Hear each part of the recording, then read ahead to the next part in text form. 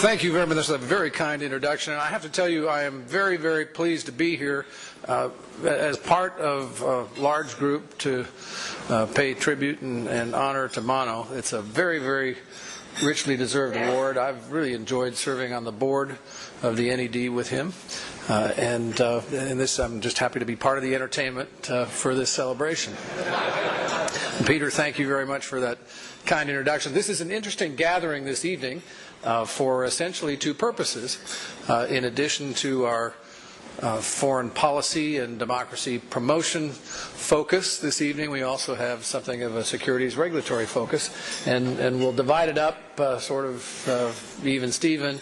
I'll address my formal remarks to the topic of democracy promotion and the connection between that topic and capital markets, and then in an informal Q&A session afterward, you'll probably want to hear all about securities regulation, so we'll do a deep dive into that topic.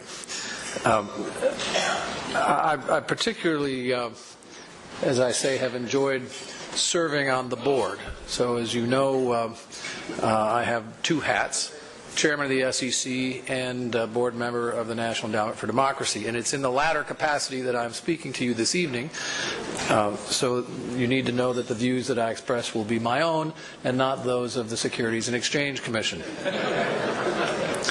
And you'll see why I have to say that in a moment.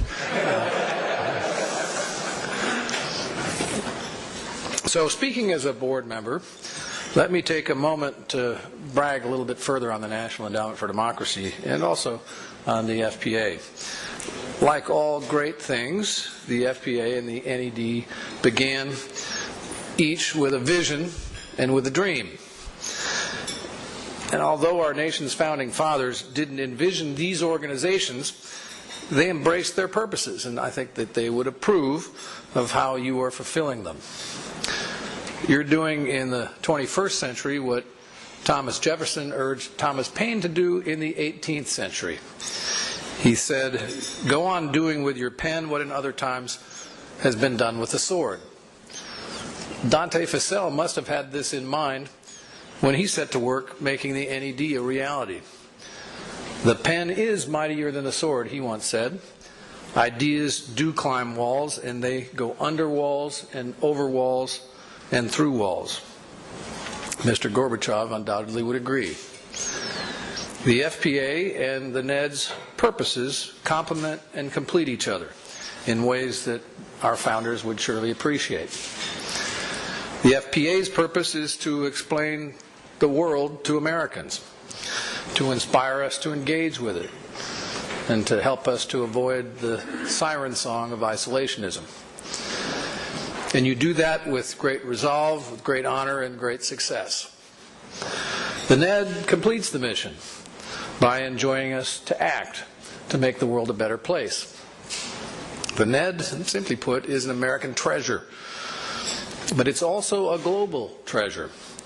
Each of us knows that it's an incomplete joy to experience liberty while we know that others do not. And so we don't jealously hoard the blessings of freedom. We eagerly help the champions of liberty in other lands, and we doggedly persist with the governments that oppose them. The NED's very existence reflects a uniquely American combination: the grand vision matched with a practical get-it-done attitude.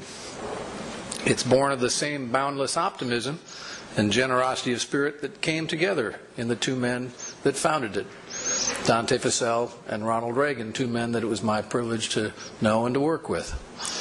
They both had a passion for liberty, and liberty not just for Americans, but liberty for people all over the world. They both understood that freedom and democracy are our nation's greatest natural resources and our most important exports. But as everyone in this room appreciates, it's not enough simply to encourage people's dreams. Millions of people across the globe can't pursue a dream of liberty because they have no access even to the information that could inspire such a dream. Of course, it would be nice if merely asserting the benefits of democracy would make the world beat a path to democracy's door. And it's perhaps with that convenient notion in mind that it's so often been stated in essentially syllogistic terms that economic liberalization will inexorably lead to political liberalization and eventually to democracy. Despite the fact that determinism is a singularly Marxist notion, this syllogism is frequently accepted by the most dogged opponents of totalitarianism.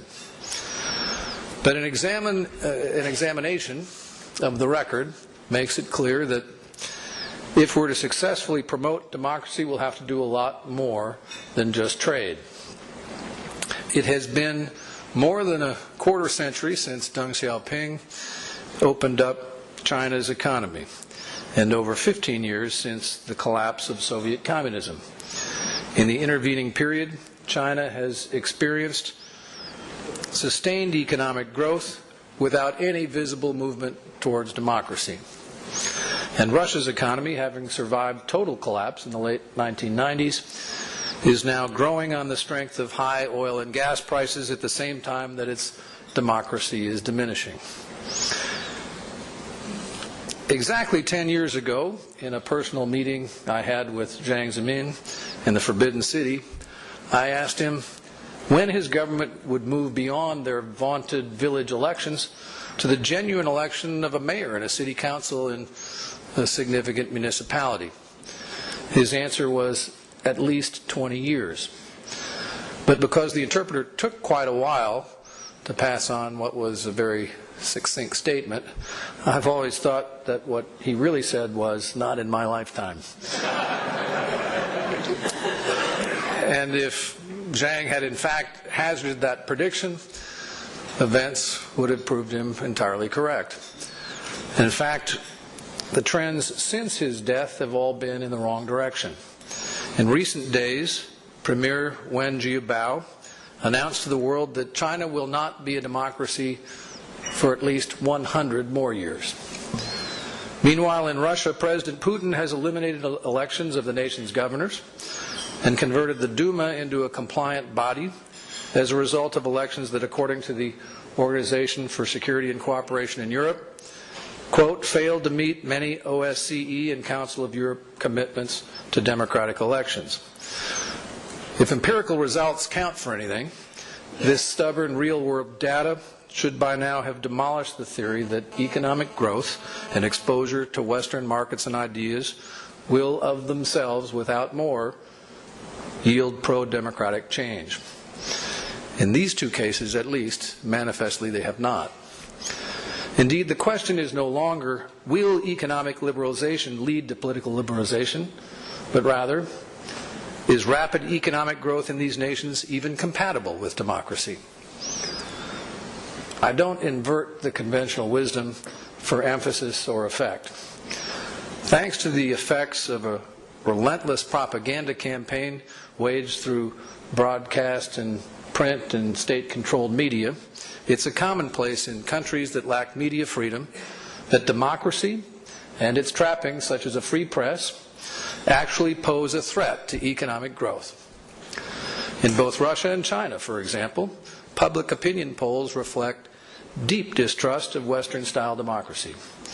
Many Russians associate the economic collapse of the 1990s with the perceived chaos of democracy, and so too the persistent social instability that was left in the wake of that collapse. The state-controlled media in China hammer on this theme as well. And the government propagandists are not without ammunition. For example, according to a recent study by the American Enterprise Institute that spans the time beginning with the collapse of the Soviet Empire until the present,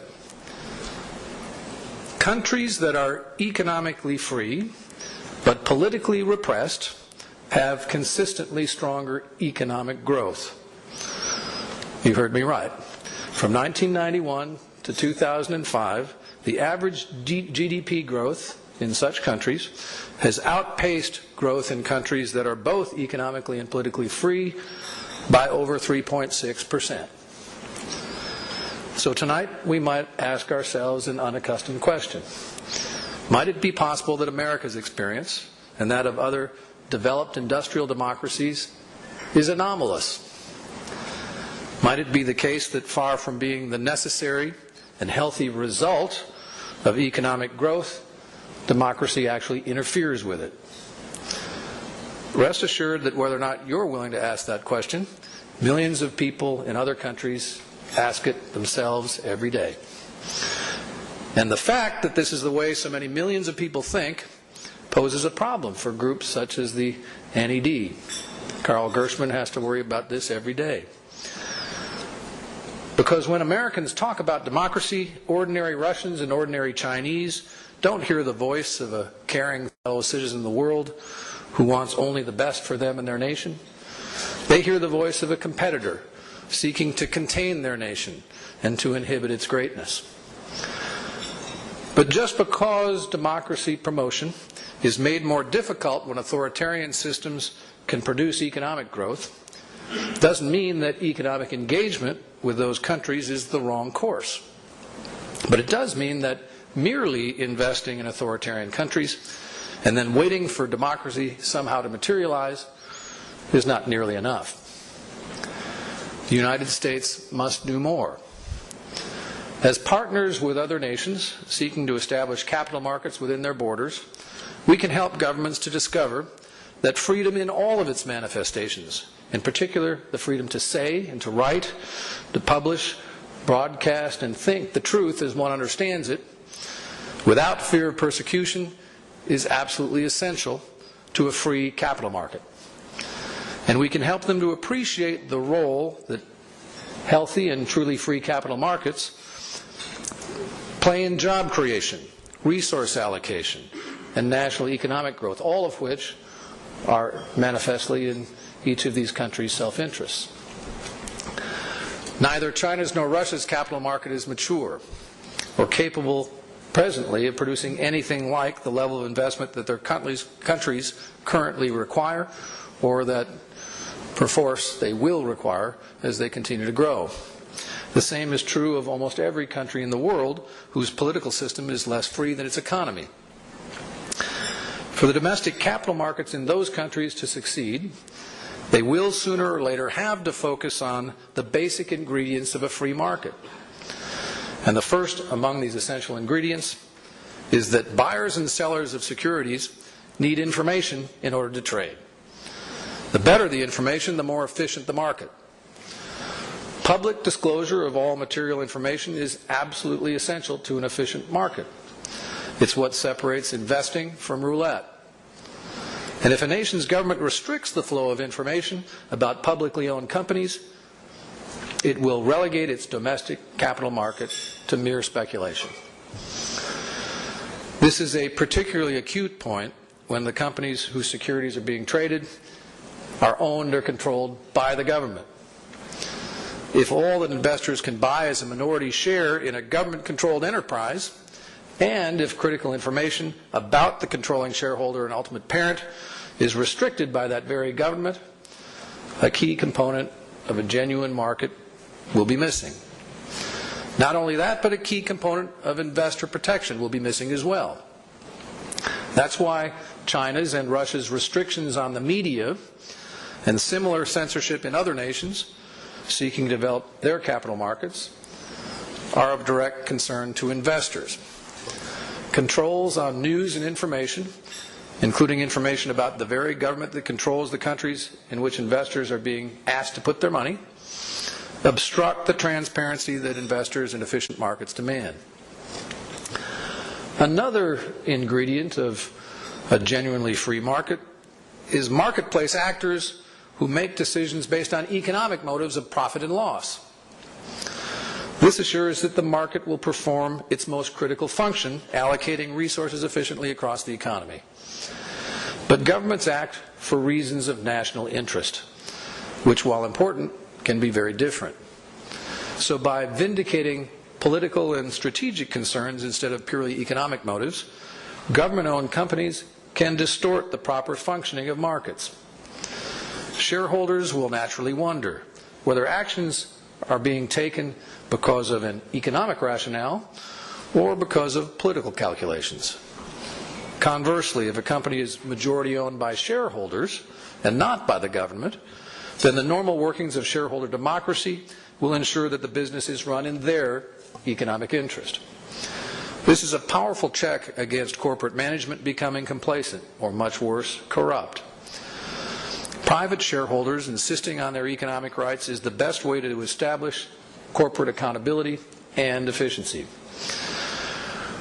When shareholders seek to promote market reforms and to improve efficiency and corporate accountability, their efforts must be respected, not thwarted. And that has to be true whether or not those owners have minority interests or controlling stakes. The third ingredient is tough, independent regulation.